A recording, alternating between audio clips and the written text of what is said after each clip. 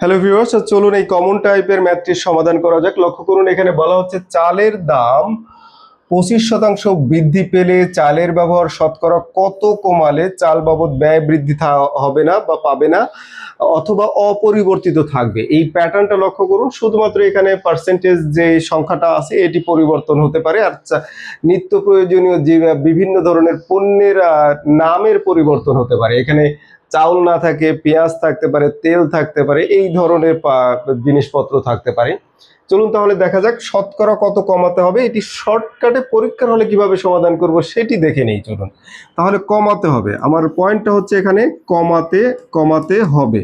লক্ষ্য করুন, কমাতে হবে ইকুয়ালস টু 100 গুণন গুণন এই যে বৃদ্ধি, এই যে বৃদ্ধি পেলে কমাতে হবে, তাহলে বৃদ্ধি, এখানে বৃদ্ধির পরিমাণটা আমি লিখবো ভাগ 100 যোগ হচ্ছে বৃদ্ধি, সেই একই বৃদ্ধির পরিমাণটা আমি নিচে লিখব।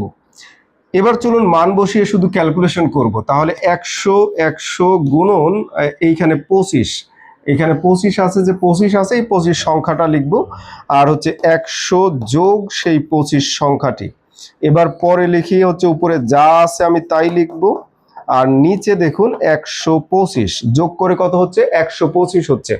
এবার ভাগ করে দিই 25 দিয়ে 125কে ভাগ করলে 5 25 125, 5 দিয়ে 20কে ভাগ করলে 5 20 100, তাহলে ইকুয়ালস টু আমার উত্তর আসছে এই যে 20%। তাহলে উত্তর কত হবে? 20%। দ্যাট মিনস খ উইল বি দ্য আনসার। ধন্যবাদ সবাইকে।